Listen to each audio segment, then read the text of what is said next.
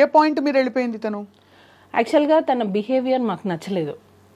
చాలామంది కూడా ఫస్ట్ నుంచి కూడా మాస్టర్కి చెప్తూనే ఉన్నాం, ఎందుకంటే ఆ అమ్మాయి బిహేవియర్ నచ్చలేదు. నేను ఇప్పుడు అవి చెప్పొచ్చో లేదో నాకు తెలీదు. సో బిహేవియర్ పరంగా మాకు నచ్చలేదు ఆ అమ్మాయి. అంటే నచ్చినప్పుడు మేము వద్దు అని అనుకున్నాం. నచ్చకపోవడం అంటే ఏంటి? అంటే తను చెప్పిన మాట వినకపోవడం, లేదు స్టెప్పులు కొంచెం అరగంట్ గా ఉండడం అలాంటిదా, లేకపోతే? అంటే మ్యామ్ నేను అదే అన్నాను, ఇప్పుడు మనం ఒక ఇంపార్టెన్స్ ఇచ్చాం కదా అని చెప్పి అదే లైఫ్ లాంగ్ కావాలి అని అనుకుంటే మాత్రం అది ఎప్పటికైనా మనకి ఎఫెక్ట్ అవుతుంది. నీకు తగ్గ ఇంపార్టెన్స్ నీకు ఇస్తారు ఎప్పుడు, అన్లెస్ నువ్వు దానికి అర్హురాలైతే, నువ్వు ఎలిజిబుల్ అయితే నీకు ఖచ్చితంగా ఇంపార్టెన్స్ అనేది వస్తుంది. నువ్వు కాదు కాబట్టి నీకు ఇంపార్టెన్స్ ఇవ్వలేదు.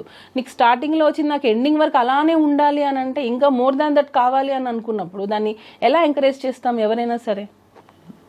సో ఆ ఇంపార్టెన్స్ తగ్గడంతో తనే వెళ్ళిపోయిందా, మీరే వెళ్ళిపోమని చెప్పారా? మేము వద్దన్నాం, మేము వద్దు అన్నాం. యాక్చువల్గా తను ఏంటంటే ఒక్కొక్కసారి ఫోన్ లిఫ్ట్ చేయదు. ఇప్పుడు మనం ఒక కొరియోగ్రాఫర్గా అయ్యింది, యాక్చువల్ కొరియోగ్రాఫర్ కార్డ్ మేమే ఇప్పించాం ఆ అమ్మాయికి. యూనియన్లో ఫైట్ చేసి యూనియన్కి అగేనెస్ట్గా అమ్మాయికి కార్డు ఇప్పించిందే మేము. ఎందుకు అగేన్స్ట్ గా వెళ్ళాల్సిన అవసరం? ఎందుకనంటే యూనియన్లో అమ్మాయి కార్డు ఇవ్వడానికి రెడీగా లేరు. నేను చాలా విషయాలు నేను ఇక్కడ పెట్టుకోనున్నా, చాలా విషయాలు నేను చెప్పాలంటే చాలా మంది ఫ్యామిలీస్ ఎఫెక్ట్ అవుతాయి. అందుకే నేను చెప్పాలంటే కూడా నాకు అంటే నేను చెప్పేస్తే యూనియన్లో 600 మంది ఉంటారు, వాళ్ళందరికీ ఎఫెక్ట్ అవుతుంది నేను మాట్లాడితే యూనియన్ గురించి. సో నేను ఆ మాటలు కొన్ని నేను చెప్పలేను, కానీ ఎప్పటికైనా అది బయటకు వస్తుంది. మేము ఏం లేదు, ఇప్పుడు ఆ అమ్మాయి కార్డు గురించి అన్నారు కదా, ఎక్కడ తను వస్తే వేరే మాస్టర్స్కి వర్క్ వెళ్ళిపోతుందో ఏమో అని చెప్పి చాలామంది మాస్టర్స్ యూనియన్ మొత్తం ఆ అమ్మాయి కార్డు ఇవ్వద్దు అన్నారు. నేను వాయిస్ నోట్స్ అఫీషియల్ గ్రూప్లో, మా అఫీషియల్ గ్రూప్లో డైలీ మెసేజెస్ పెట్టాను. నేను ఆ అమ్మాయికి మీరు కార్డు ఎందుకు ఇవ్వరు, తన టాలెంట్ ఉంది. యాక్చువల్లీ నేను అమ్మాయిని ఎంకరేజ్ చేయకూడదు. ఎందుకు ఎంకరేజ్ చేయకూడదు? నేను చేయకూడదు, మా దగ్గర నుంచి వెళ్ళిపోయింది ఆ అమ్మాయి, తన లైఫ్ తను చూసుకుంది. తర్వాత ఇప్పించారా? తర్వాత 1 year గ్యాప్ తర్వాత ఆ అమ్మాయి నాకు జానీ మాస్టర్ డాన్సర్స్ అసోసియేషన్కి ప్రెసిడెంట్గా ఉన్నారు. ఆ టైంలో ఆ అమ్మాయి కార్డు అప్లై చేసింది. ఎప్పుడైతే మన దగ్గర నుంచి వెళ్ళిపోయిన 1 year తర్వాత తనకి కార్డు కావాలి అని చెప్పి హైదరాబాద్లో డాన్సర్స్ యూనియన్ని తను రిక్వెస్ట్ చేసింది. జానీ మాస్టర్ ఏమో ఇవ్వమని, ఎందుకంటే యాజ్ ఎ ప్రెసిడెంట్గా నా ధర్మాన్ని నేను పెడతాను, నాకు ఎన్నైనా ఉండనివ్వండి ప్రాబ్లమ్స్, కానీ నేను ఆ పోస్ట్కి న్యాయం చేయాలి అని చెప్పి మాస్టర్ ఇవ్వమని చెప్పారు. నేను మాస్టర్ ఇవ్వమని, యూనియన్ మొత్తం ఆమె కార్డు ఇవ్వద్దు అని. ఎందుకు అని అంటే ఆ అమ్మాయి వస్తే మిగతా మాస్టర్స్ ఎక్కడ వర్క్ తగ్గిపోతుందో ఏమో వాళ్ళ భయం. అంటే అంత టాలెంట్తో తను దూసుకొచ్చేస్తుందని నమ్మారు వాళ్ళు అనుకున్నారు. ఇప్పుడు ఇంకొక యాంకర్ వస్తుందంటే ఇక్కడ ఇంకొక యాంకర్ భయపడతారు కదా మ్యామ్, ఎక్కడ తను వచ్చేస్తుందో ఏమో ఒక ఇన్సెక్యూరిటీ ఉంటుంది కదా, దానివల్ల వీళ్ళందరూ అమ్మాయి కార్డు ఇవ్వద్దు. మేమేంటి, ఎవరి టాలెంట్ వాళ్ళది. ఎంతో మంది సంవత్సరాల తరపున ఉన్నారు, సంవత్సరాల నుంచి ఎంతమంది ఉన్నారు, కానీ వాళ్ళు లైట్లోకి రాలేదు. కానీ కొంతమంది ఫాస్ట్గా వచ్చేస్తారు. సో అలాంటి వాళ్ళని ఎంకరేజ్ చేయండి అని చెప్పి మాస్టర్ చాలా మందికి 6 members కొరియోగ్రఫీ కార్డు ఇవ్వండి అని చెప్పి మాస్టర్ చాలా రిక్వెస్ట్ చేశారు, ఇవ్వలేదు. ఈ అమ్మాయిది కూడా ఫిలిం ఛాంబర్కి వెళ్ళి కంప్లైంట్ ఇస్తే ఆ కంప్లైంట్ బేస్ చేసుకొని మాస్టర్ యూనియన్కి అగెనెస్ట్గా అమ్మాయి కార్డు ఇప్పించారు. ఇచ్చింది మేము ఫైట్ చేసి అమ్మాయి కార్డు ఇప్పించాం. కార్డు వచ్చినంత వరకు కామ్గా ఉంది. కార్డు వచ్చిన తర్వాత ఎలిగేషన్తో మాస్టర్ని పెట్టాం. ఇది అన్ఫేర్ మేము టోటల్గా. మన అన్నం పెట్టిన చేతిని మనమే నరికేసుకున్నాం. నేను ఫీల్ అయింది, మేము ఎంకరేజ్ చేశాము. మేము ఆ అమ్మాయిని కార్డు ఇవ్వడంలో నేను వాయిస్ నోట్స్ ఎన్ని పెట్టాను అవన్నీ ఎందుకు, నా దగ్గర అన్నీ ఉన్నాయి విత్ డేట్స్. నేను సెక్రటరీకి పెట్టిన వాయిస్ నోట్స్, నేను జానీ మాస్టర్ కార్డు ఇవ్వమంటే మీరు ఆ అమ్మాయికి ఎందుకు ఇవ్వట్లేదు, మాస్టర్స్ గ్రూప్లో కూడా పెట్టాను నేను. కానీ చాలా కొంచెం విచిత్రంగానే ఉంది. అంత అపురూపమైన టాలెంటా? అంటే తను వచ్చేస్తే అందరూ అంత 600 మంది బెదిరిపోయేంత? అలా కాదు, ఎవరికి కూడా ఇవ్వద్దని. ఓకే, అసలు టోటల్ గా మాస్టర్స్ కార్డులే ఇవ్వద్దు, కొత్త కార్డులు ఇవ్వద్దని. ఈ అమ్మాయికి మాత్రం ఇవ్వాలని మీరు ఇన్సిస్ట్ చేసి, ఈ అమ్మాయికి మాత్రమే అని ఎందుకు వచ్చింది అని అంటే తనకి ఆఫర్ వచ్చింది, మిగతా వాళ్ళకి ఆఫర్ రాలా. ఒక 6 members కొత్త కార్డ్స్ అప్లై చేశారు, మాస్టర్ కార్డ్స్. 6 membersలో ఈ అమ్మాయికి పుష్ప 2లో ఆఫర్ వచ్చింది. సో పుష్ప 2లో ఆఫర్ కావాలంటే తనకి హైదరాబాద్ కార్డు కావాలి. సో కార్డు కావాలి, ఆఫర్ ఉన్నప్పుడే. ఇప్పుడు అవకాశం వచ్చినప్పుడే మనకి ఆకలేసినప్పుడు మనం అన్నం తినాలి, కడుపు నిండిన తర్వాత మనం అన్నం తింటామా? కానీ ఆయన పెంచి పెద్ద చేసిన ఆల్మోస్ట్ ఒక కొరియోగ్రాఫర్కి ఆయనకు ఆల్మోస్ట్ ధీటుగా ఇప్పుడు పుష్ప 2లో ఆఫర్ రావడాన్ని జానీ మాస్టర్ ఎలా తీసుకున్నారు, ఎలా రిసీవ్ చేసుకున్నారు ఈ విషయాన్ని? అసలు ఎందుకు తీసుకోవాలి మేము, ఎలా ఎందుకు తీసుకోవాలి? ఇప్పుడు మీరు కొరియోగ్రాఫర్, మీకు వస్తాయి, అసలు దాని గురించి మాకు అవసరం లేదు. ఎవరి టాలెంట్ వాళ్ళది, వాళ్ళకి నచ్చి ఉంటుంది, ఇచ్చి ఉంటారు. దానిలో కూడా కొరియోగ్రాఫర్గా ఇచ్చారు, పర్టికులర్గా సింగిల్ సాంగ్ ఏమి ఇవ్వలేదు ఆ అమ్మాయికి. కొరియోగ్రాఫర్గా చేసింది గణేష్ ఆచార్య మాస్టర్ కింద చేసేది ఆ అమ్మాయి. సో ఆ అమ్మాయికి అమ్మాయి ఆ మూవీలో చేయాలి అని అంటే తనకి హైదరాబాద్ కార్డ్ కంపల్సరీ ఉండాలి.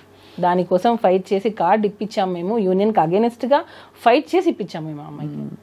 అలాంటిది మరి ఇంత చేటు చేసి ఇంత అసలు రివర్స్ అయిపోయిన సిచ్యువేషన్ అంటే serious allegations along with incident డీటెయిల్స్తో పాటు హోటల్లో ఏం జరిగింది మొదలుకొని తర్వాత ఏమేమి జరిగేవి, హోటల్లో ఎక్కడో 16 ఏళ్ల వయసులో జరిగిన ఆ ఇన్సిడెంట్తో పాటు ఇంత గ్రాఫిక్గా తను చెప్పిందంటే అది అంతు చిక్కట్లేదు చాలామందికి. ఏ టైంలో కూడా సుమలత మీకు డౌట్ రాలేదా జానీ మాస్టర్ గారికి ఈ అమ్మాయికి ఏమైనా ఒక రిలేషన్షిప్ ఏర్పడుతుందా, నా కాపురం సంగతి ఏంటి అని ఒక భారీగా సమంజసంగా ఉంటుంది కదా అందరికీ? నేను ఆల్మోస్ట్ 12 years, నాకు ఇప్పటికీ మ్యారేజ్ అయ్యి 12 years. హస్బెండ్ అనే అతను నిజంగా అంత హరాస్ చేస్తే ఏ వైఫ్ టాలరేట్ చేయదు. ఫస్ట్ థింగ్ ఆ ఎఫెక్ట్ వైఫ్ మీదే పడుతుంది, పిల్లల మీద పడుతుంది. నేను యాజ్ ఏ వైఫ్, మదర్, నేను 2 చేస్తున్నాను ఇంట్లో. సో నాకు ఒక కూతురు ఉంది, ఇలాంటి ఒక ఫాదర్ ఉన్నారు అని అంటే ఫస్ట్ ఆఫ్ ఆల్ మేము ఎలా యాక్సెప్ట్ చేస్తాం? సో నేను ఫైట్ చేస్తున్నాను. నేను జానీ మాస్టర్ మీ కళ్ళ ముందు పెరిగారు, ఆడియన్స్ అందరు చూస్తున్నారుగా, వాళ్ళ కళ్ళ ముందే మాస్టర్ జర్నీ కూడా సాగింది. ఎక్కడో నుంచి వచ్చి సడన్గా ఇట్లా రాలేదు. డీ షో, ద్రోణ, రచ్చ అంటే ప్రతి ఒక్క ఆయన ఎదుగుదల మొత్తం ఆడియన్స్ కళ్ళ ముందే జరిగింది. ఎప్పుడు రాని ఎలిగేషన్ ఒక పార్టీలో జాయిన్ అయిన తర్వాత, ఒక నేషనల్ అవార్డు వచ్చిన తర్వాత, ఒక యూనియన్కి ప్రెసిడెంట్ అయిన తర్వాతనే ఎందుకు వచ్చాయి? ఇంతకంటే ఆరితేరిన పార్టీలు, రాజకీయ నాయకులు, శక్తులు ఉంటారు కదా సుమలత. ఇప్పుడు ఇది పొలిటికల్గా ఎవరో ఏదో అన్నారు అనడానికి కూడా మనకి ఇంకా పెద్దవాళ్ళు, మోర్ ఇన్ఫ్లుయెన్షియల్ పీపుల్ ఉన్నారు. ఒక జానీ మాస్టర్ని పట్టుకుని మీరు అన్నట్టుగా నిజంగానే ఆయన ఒక టాలెంటెడ్ కొరియోగ్రాఫర్, ఒక వర్గం అంతా కూడా ఏకమై ఆ ఎలిగేషన్స్ ఒప్పుకుంటూ film chamber, federation, anchor Jhansi garu, Bharadwaj గారు, పెద్ద వాళ్ళందరూ వచ్చి మాట్లాడిన సందర్భాలు. ఎందుకు ఇంత జరిగిందంటే మీకు దానికి సమాధానం దొరికిందా? బ్యాక్గ్రౌండ్ ఉండాలి ఫస్ట్. కష్టం ఒకటే కాదు, బ్యాక్గ్రౌండ్ ఉండాలి. కానీ ఎవరు కత్తి కడతారు, ఎందుకు కత్తి కడతారు? యాంకర్ ఝాన్సీ గారు, భరద్వాజ్ గారు అని అన్నారు. మన ఫిలిం ఇండస్ట్రీలో ఎన్ని ఇష్యూస్ లేవు మ్యామ్, ఎన్ని కంప్లైంట్స్ లేవు. ఏ రోజైనా ప్రెస్ మీట్ పెట్టారా? ఏ రోజైనా ప్రెస్ మీట్ పెట్టి ఇలా జరిగిందని చెప్పారా? ఎందుకు జానీ మాస్టర్ విషయంలోనే ప్రెస్ మీట్ పెట్టి చెప్పాల్సి వచ్చింది? అంటే అంతకు ముందు మనకి హేమా కమిటీ రిపోర్ట్లో ఇవి వచ్చాయి కదా అదే సమయంలో. సో ఒక్కసారిగా ఒక షేకప్ అయితే అయింది ఖచ్చితంగా. అంటే మేము ఇప్పుడు నేను వెళ్ళి నా మీద ఒకరు 16 years అప్పుడు నన్ను హెరాస్ చేశారని చెప్పి నేను కంప్లైంట్ పెడితే ఇప్పుడు తీసేసుకుంటారా? లేదా నన్ను హెరాస్ చేశారు వర్క్ ప్లేస్లో అని చెప్పి ఒక డైరెక్టర్, ఒక ప్రొడ్యూసర్ చేశారని చెప్పి నేను ఫిల్మ్ ఛాంబర్లో కంప్లైంట్ ఇస్తాను, బ్లైండ్గా తీసేసుకుంటారా? అదే నేను మిమ్మల్ని మళ్ళీ అడుగుతున్నా, సేమ్ క్వశ్చన్ మీరు అడిగిన ప్రశ్నే మిమ్మల్ని తిరిగి అడుగుతున్నాను. ఒక పెద్ద బాధ్యత గల ఒక ఫెడరేషను, ఫిల్మ్ ఛాంబరు, ఇంతమంది పెద్ద మనుషులు కోర్టు దాకా వెళ్ళేది విషయం అంటే ఒక సెక్షువల్ హరాస్మెంట్ తెలుసు కదా మీకు, కమిటీ ఉంటుంది తెలుసు కదా మీకు. ఆ కమిటీ కూడా ఏవో ఫ్యాక్ట్ వెరిఫికేషన్ చేసుకోకుండా మొత్తం, ఎందుకంటే వ్యవస్థ అంతా కూడా నీరుగారిపోతుంది ఒకవేళ ఇది పూర్తిగా అసలు డొల్ల అని తెలిసిపోతే రేపు. అలాంటిది ఇంతమంది పెద్ద మనుషులు కలిసి స్వీకరించారంటే what could have been a compelling evidence or something that Srishti Verma said which has caused or raised an alarm ఇవాళ ఏంటి పరిస్థితులు స్త్రీలకి అని చెప్పి. నేను ఇటుగా అడగలేదు, మిమ్మల్ని క్వశ్చన్ అడుగుతున్నా, లాజికల్గా మీకు ఏమనిపిస్తుంది అంతే. ప్రెస్ మీట్లో వాళ్ళు చెప్పిన మాటే, యాంకర్ ఝాన్సీ గారు మాట్లాడినదే, ఏదో ఫేవర్ ఇస్తామని చెప్పి పిలిచి అవకాశాలు ఇవ్వకుండా ఎగరగొట్టేస్తే దాన్ని పరిగణలోకి తీసుకుంటాము అని అన్నారు. అంటే నీకు పని కావడం కోసం మీ ఒళ్ళు అమ్మేసుకుంటారా?